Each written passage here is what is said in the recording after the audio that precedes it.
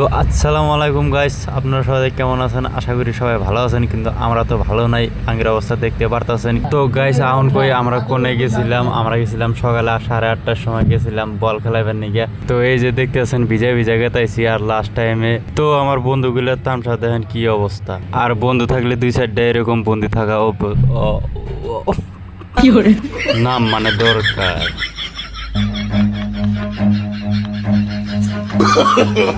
No, no, no, no.